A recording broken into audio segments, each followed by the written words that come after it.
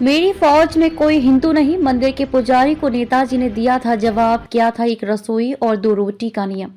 स्वतंत्रता संग्राम के महानायक नेताजी सुभाष चंद्र बोस हिंदू धर्म के परम अनुयायी होने के साथ ही वे सभी धर्मों का समान रूप से सम्मान भी करते थे। नेताजी के परपोते चंद्र कुमार बोस ने उनसे जुड़ा एक संस्मरण साझा करते हुए कहा, नेताजी सन 1944 में जब अपनी आजाद हिंद फौज के साथ सिंगापुर में थे, तब वहां रहने वाले दक्षिण भारतीय मूल के हिंदू समुदाय चितियार की ओर से उन्हें अपने मंदिर में आने के लिए आमंत्रित किया गया था। मंदिर के प्रधान पुरोहित ने नेताजी से कहा था कि वे आजाद हिंद फौज में शामिल सिर्फ हिंदू समुदाय के अफसरों को साथ लेकर मंदिर में आए। इस पर नेताजी ने उनसे कहा था, उनकी फौज में कोई हिंदू अफसर नहीं है, सारे भारतीय अफसर हैं।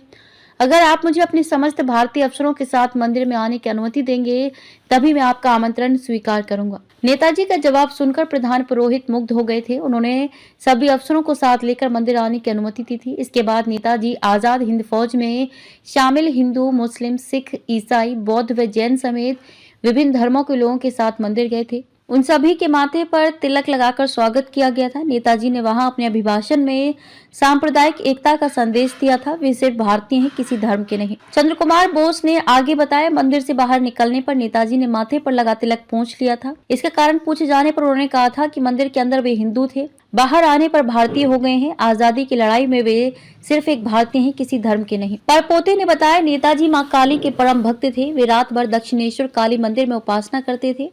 रामकृष्ण परमहंस व स्वामी विवेकानंद को अपना आध्यात्मिक गुरु मानते थे।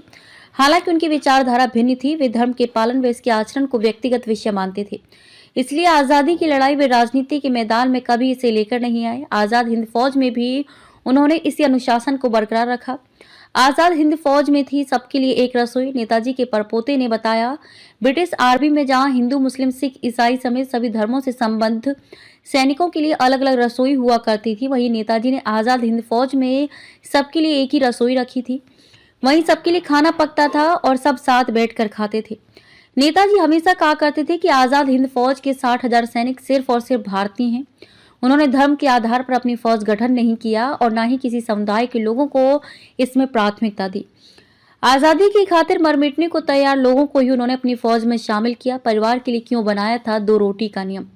परपोते ने नेताजी के बारे में एक और दिलचस्प तथ्य उजागर करते हुए बताया कि खानपान हमेशा से बोस परिवार की कमजोरी रही है।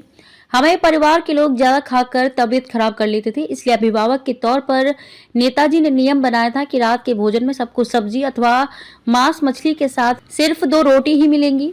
नेताजी भारी व्यस्तता के कारण दोपहर का भोजन परिवार के साथ नहीं कर पाते थे, लेकिन रात का भोजन पूरा बोस परिवार साथ में करता था।